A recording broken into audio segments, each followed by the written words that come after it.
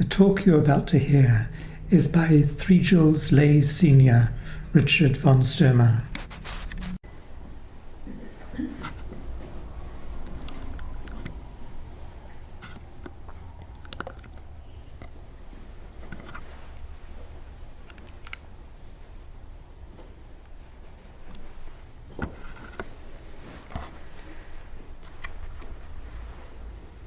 The title for this Dharma talk this evening, the Tuesday the 8th of October, is Entangling Vines.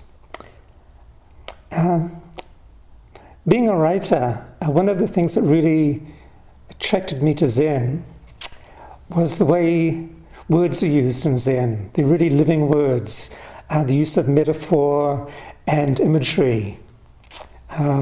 Lots and lots of different phrases come to mind, but timeless spring, a board-carrying fellow. That's someone carrying a board and you can only see sort of half the picture because he's carrying a board. Or thorns in the mud,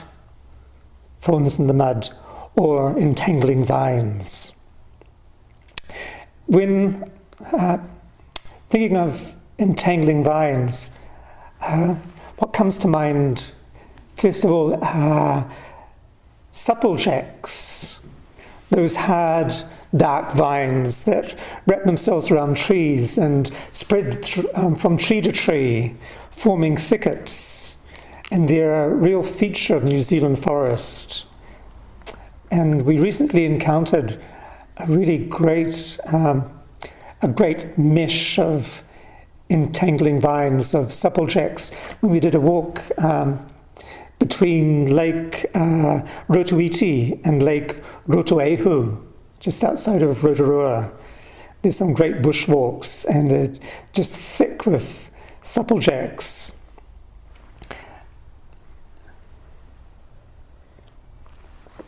Captain Cook's been in the news lately, so thinking of Captain Cook, in 1772, in regards to the New Zealand bush, Captain Cook wrote in his diary, "In many parts, the woods are so overrun with supplejacks that it is scarcely possible to force one's way through them." And all of us, we all have our own particular entangling vines, negative emotions or states of mind that entrap us and seem to impede our progress. And if we try and barge our way through, then we often find it makes things worse and we find ourselves more entrapped. So one approach in dealing with entangling vines is to look at them really clearly and closely, define their origins. Most often it comes from the roots of greed, anger, and delusion. And then carefully and slowly untangle ourselves from them.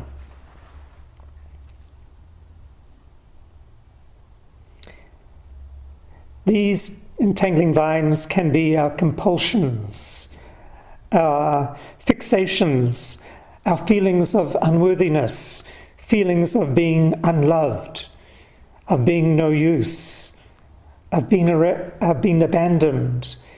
And they all arise from the sense of a separate self. So much cause of our inner turmoil is this fixed notion we have of a separate self. And if, to whatever degree possible, we can see through this separate self, then the vines will fall away and we will experience a sense of release and relief. And this is where Zazen comes in. We see the vines clearly and we know that although they are dependent on us for their existence, like vines wrapped around a trunk of a tree, they are not part of who we truly are, our true self that is no self.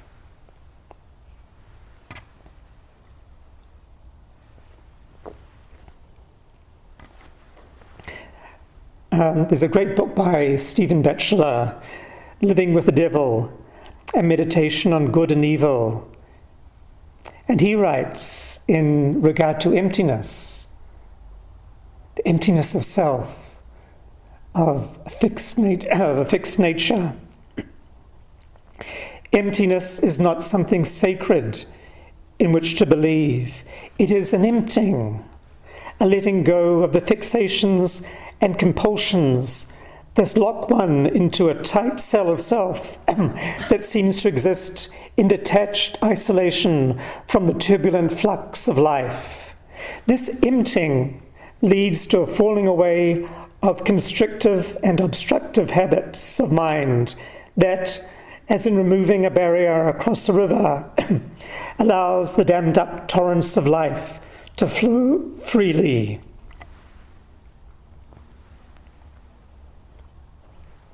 And further on he writes, insight into the emptiness of self is achieved not by eliminating self, but by understanding it to be conditional, unsubstantial, rather than necessary.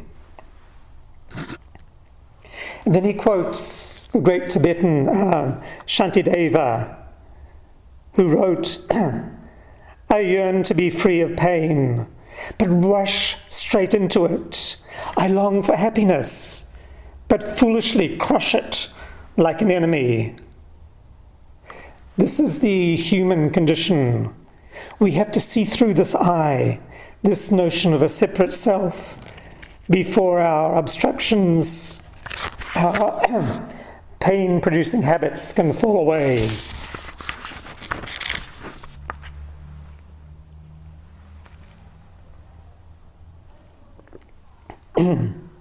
Entangling vines, katoshu in Japanese, is also the name of a collection of 272 koans from the Rinzai tradition, and it's been recently translated by a Westerner, Thomas Kirschner. And it's one of the few major koan texts that has been compiled in Japan. The Mumonkan, the Blue Cliff Record, and the Shoyuraku are all Chinese collections. Well, this one is Japanese. And it features several koans that have Japanese masters in them.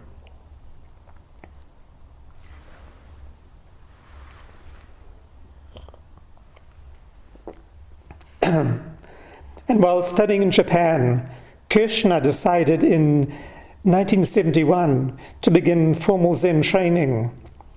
But he experienced his own entanglement, and during a meal with an elderly Zen teacher, Koan Roshi, he asked a question that had been on his mind. This was his question. I had come to Japan on a student visa for my junior year abroad program, and had remained after the program to begin Zen practice. To support myself, I was working as an English teacher, an activity that my visa status did not strictly allow.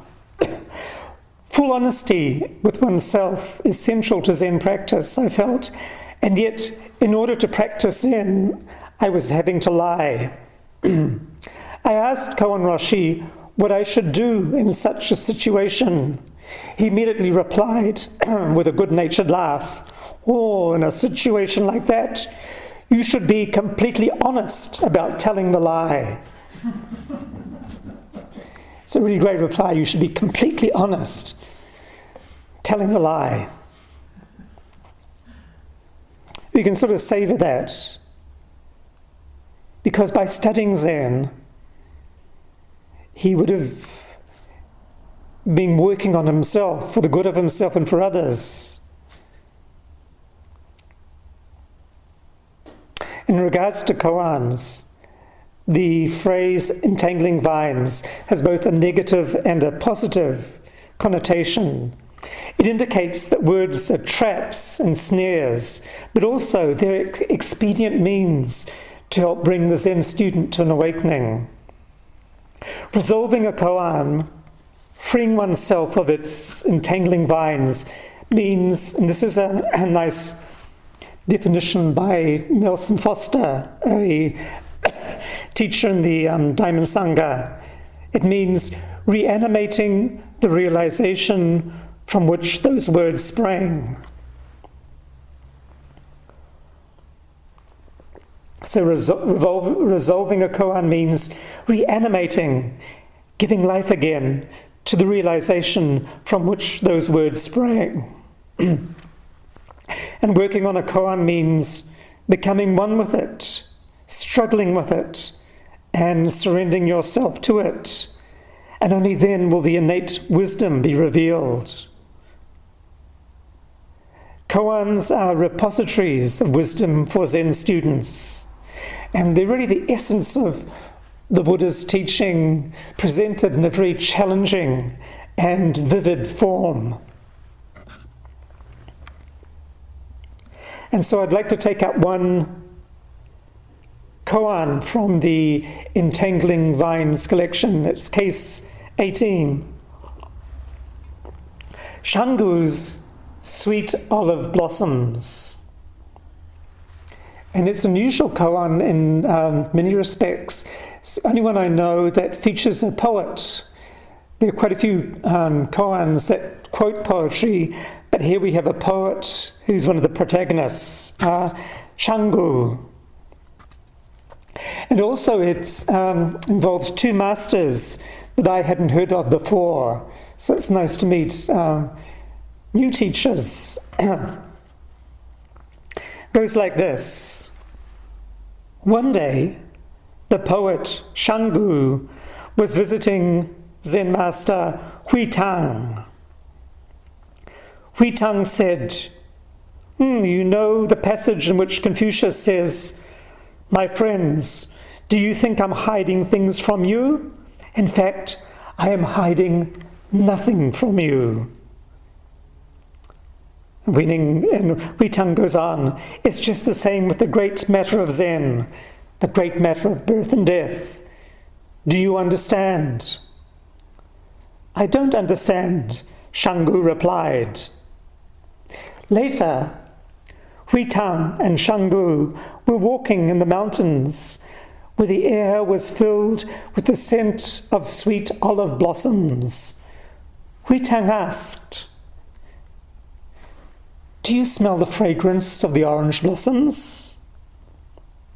Shangu said, "I do." Huitang said, "You see, I'm hiding nothing from you." And at that moment, Shangu had an awakening. This is a very rich koan. This is only the first part. So he awakened through smelling the scent of the sweet blossoms.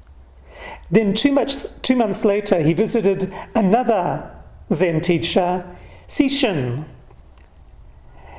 Sishin greeted him and said, "I'll die, and you'll die, and we'll end up burnt into 2 heaps of ashes. At that time, where will we meet?" Shangu tried to respond, but couldn't come up with anything. Later, while on the road to Kinan, he awoke from a nap and suddenly understood. He understood Sishin's words. Thereafter, he attained the samadhi of perfect freedom, which implies that he had a deeper awakening. So those are the 2 parts of this koan. Before we go into it, we'll just have a little bit of background detail on these 2 Zen teachers and Shangu, the poet. First of all, the first one, Huitang Zushin, whose dates are 1025 to 1100. He was a disciple of Huanglong, Huinan, and he came from Guangdong province. Huitang addressed the monks saying, If someone understands the self without understanding what is before his eyes, then this person has eyes but no feet. If he only awakens to what is before his eyes without understanding the self, then that person has feet but no eyes. This sort of ties in with our koan. If someone understands the self, seeing through the self, if someone has an insight into the emptiness aspect of all things, without appreciating what's before his eyes, then he's stuck. He has the eyes of wisdom, but he can't really function in the everyday world, the world of the 10,000 things. And if he only awakens to what's before his eyes, plum blossoms, kauri trees, clouds, there's a great sense of oneness, then that's not it either, because he needs to see the emptiness of the one who perceives. That person has feet, but no eyes. Both have to be attained. The famous words of Dogen, to study the Buddha way is to study the self. To study the self is to forget the self. No self.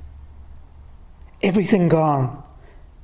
And then, to forget the self is to be enlightened by the 10,000 things. Everything comes back. You can be awakened by the voice of a tui, the scent of honeysuckles, by a gust of wind.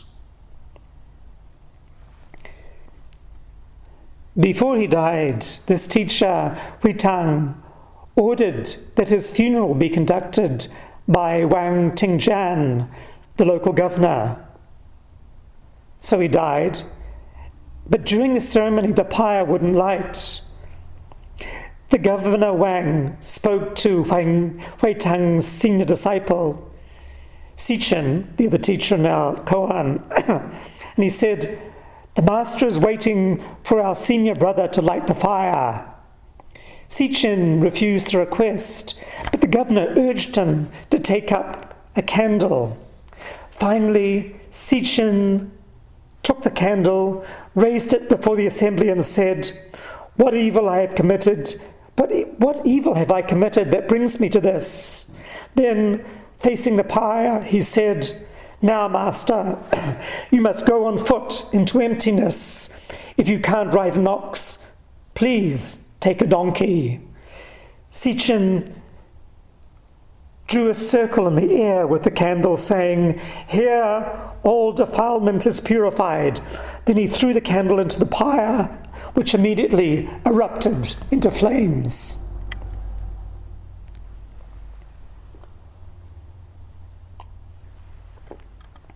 So that was Sichin when he was a senior disciple. Then he became a teacher. His dates are 1044 to 1115. As we said, he was a disciple of Huitang. And he came from Shaoju. And it's said that he was born with purple skin on his shoulder and right side, giving the appearance of wearing a priest's robe. Huang Long, who was the teacher of Huitang, asked Sichin, if you call it a fist, you have erred.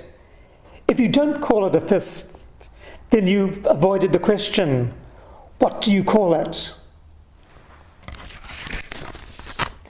This is very similar to case 43 in the Mumonkan, which goes like this. The priest Shusan held up a short bamboo staff before his assembly and said, "You monks, if you call this a staff, you're entangled. If you don't call it a staff, you ignore the fact. Tell me, what do you call it?" The entanglement comes when we're caught up in the duality of is and is not, fist or not a fist, stick or not a stick. You have to respond directly, spontaneously to the teacher's challenge. Otherwise, you are entrapped by a fist or a staff. Wei Long raised his fist and asked Cixin, if you call it a fist, you have erred. If you don't call it a fist, then you've avoided the question. What do you call it? Cixin didn't know what to do, and he spent 2 years working on this question before he arrived at a solution. But when he went to discuss the matter, Huang Long didn't pay any attention. As Cixin tried to explain his insight, Huang Long suddenly yelled, "Stop, stop! You can't feed people by talking about food." Cixin was distressed and asked, "I don't want to be in the place of broken arrows." Again, lovely image. I don't want to be in the place of broken arrows. That's when you try and present something to a teacher and it misses the mark. It sort of falls to the ground like an arrow. He goes on, "I appeal to the Master's compassion. Please direct me to paradise."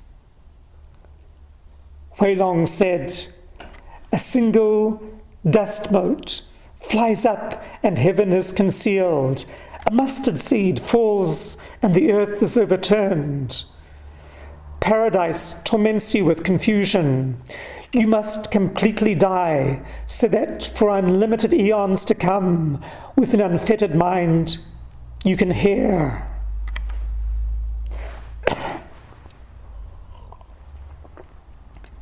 You must completely die. Of course, here he means you must completely die to the self. And so, for an unlimited eons to come, with an unfettered mind, a mind that's completely free, unentangled, you can hear. After this, Cixin left. One day, as he was travelling with another monk, there was a sudden flash of lightning and a loud thunderclap, and he was instantly enlightened. He really heard the thunderclap.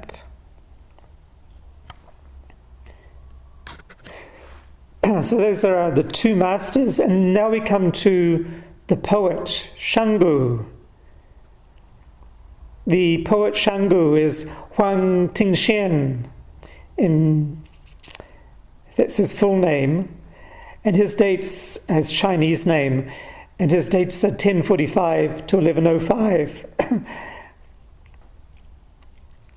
Shanggu was his Buddhist name, and he was ranked as one of the great calligraphers and poets of the Song dynasty. So I just thought I'd read 3 of his poems. He was a difficult poet in that he used quite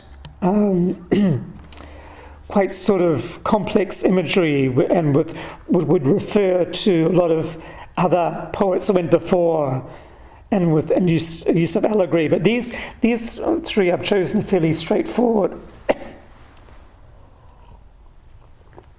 The first one, "Greeting swallows, the wind is warm and soft, moistening the blossoms, a sprinkling of rain, with a single strand of incense.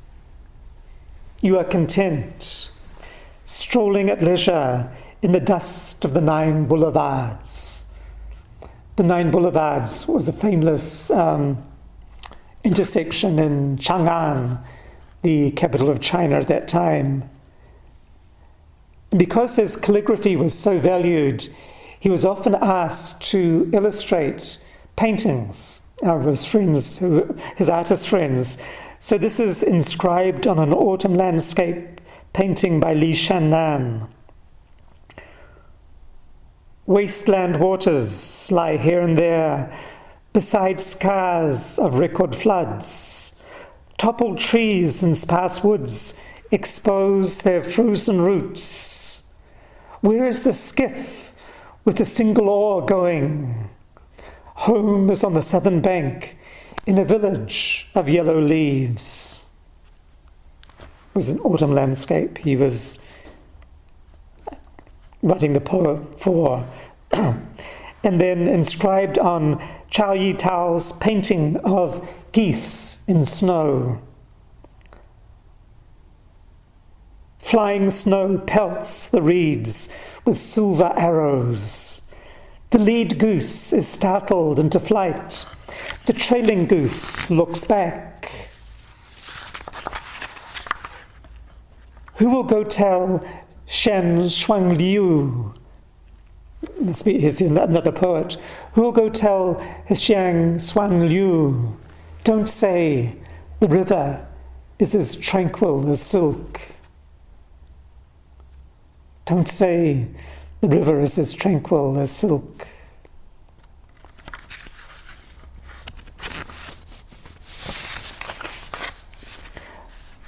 Okay, going back to the case. One day, the poet Shanggu was visiting Hui Tang. Hui Tang said, "You know the passage in which Confucius says, 'My friends, do you think I'm hiding things from you? In fact, I am hiding nothing from you.'"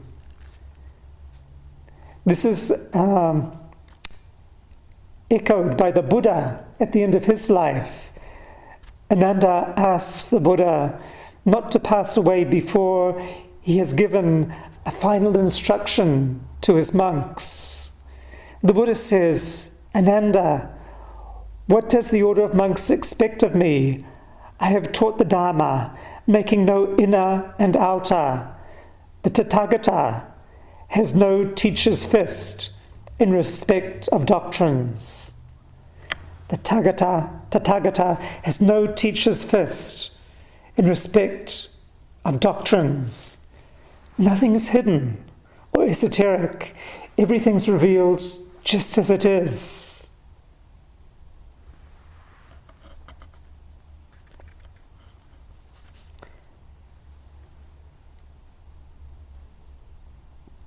Do not think I'm hiding things from you.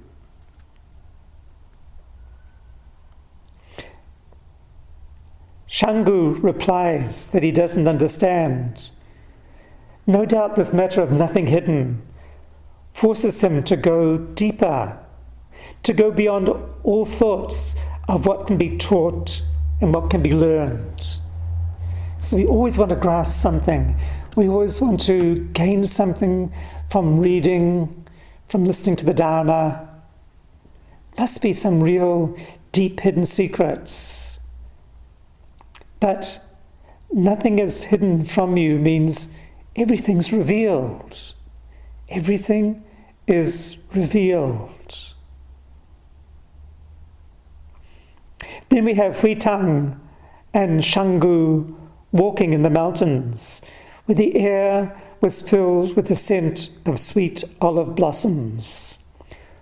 Hui Tang asks, "Do you smell the fragrance of the blossoms?" "I do," says Shanggu.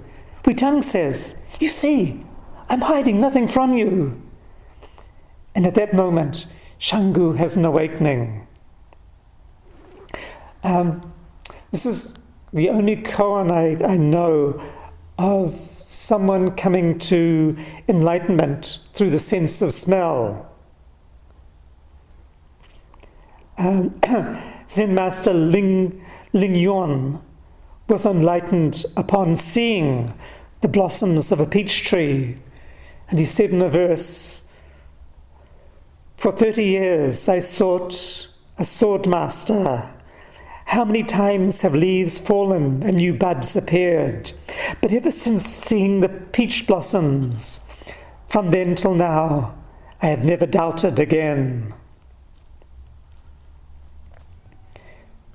So I mentioned this koan has two parts. This is the first part. It's basically two aspects of the fundamental truth. And this is the aspect of form. Everything in the world of colour and scent and sound and taste and touch can trigger an awakening. Our planet, with its oceans and rivers, mountains and forests, is so rich with, so imbued with a sense of wonder, of aliveness. And of course, today this richness, this abundance of life is greatly threatened. And when facing issues around climate change, we need to keep our sense of wonder, to keep marveling at this natural world, this incredibly complex and vibrant world that we live in. The nature writer Robert Macfarlane, in a recent conversation with Kim Hill on National Radio that some of you may have heard, it was a great interview, and he said towards the end, wonder is an essential survival skill for the Anthropocene. Wonder is an essential survival skill for the Anthropocene. Of course, this is the sixth great extinction, which is the first one caused by humans.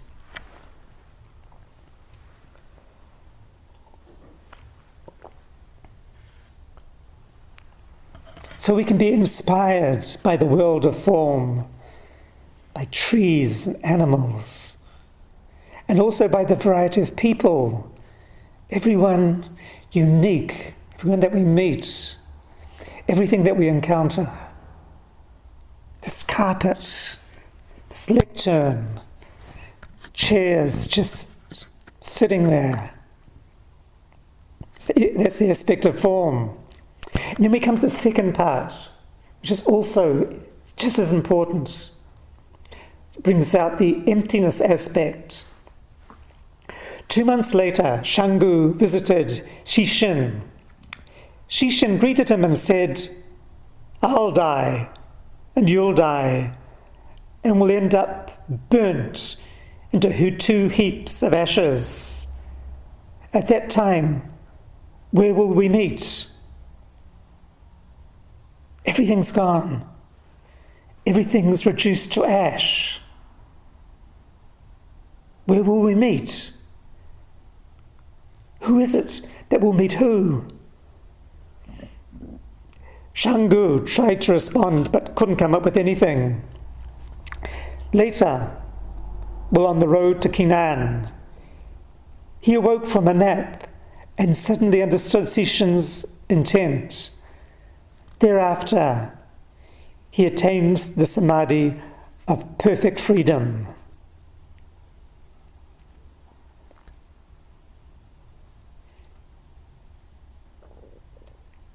Facing the Anthropocene, islands will go beneath the waves. Entire forests will be consumed by fire. Species will perish in increasing numbers. You'll die, and I'll die. This is the truth of impermanence. The surface of the earth may become uninhabitable. Some commentators have suggested that, from the perspective of deep time, after millions and millions of years, the earth will restore itself and the cycle of creation will begin again. You may take solace in that, but that doesn't address what's happening right now. So we have to merge these 2 aspects of form and emptiness, of creation and annihilation. This is why it's important to realize that form is only emptiness, emptiness only form, which we chanted half an hour ago.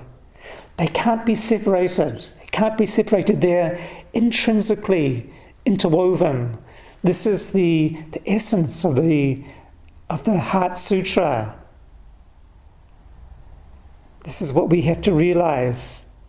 We can't fall into the emptiness aspect or just into the form aspect. We can't shrug our shoulders and say that there's nothing to be done, it's too late, we left it too late. That's a way of copping out. We have to love this earth passionately and do everything that we can to protect it right now. And we have to retain our sense of wonder, as this will give us strength. Desolation, despondency, dejection, depression, all these words that start with DE, they're just entangling vines. Sishin first awakened to form, the scent of blossoms. Then he awakened to emptiness, to the body being reduced to a pile of ashes. Petals and ashes blow away in the wind.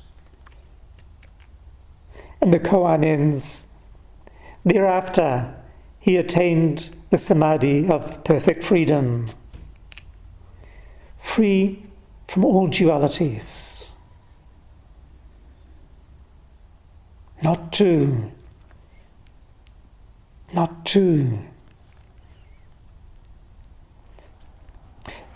We end with a quote by Zen Master Basui.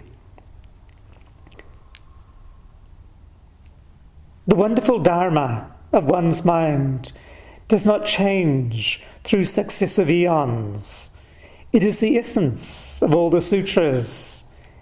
If you want to comprehend the essence, you should know that the voice of frogs and crickets, the sound of wind and raindrops, all speak the wonderful language of the Dharma, and that birds in flight, swimming fish, floating clouds, and flowing streams all turn the Dharma wheel. We'll stop now and recite the 4 vows. The teaching you have received is offered freely. If you would like to make a donation to support the continuation of this podcast service or learn more about practice opportunities at the Auckland Zen Centre, please visit www.aucklandzen.org.nz.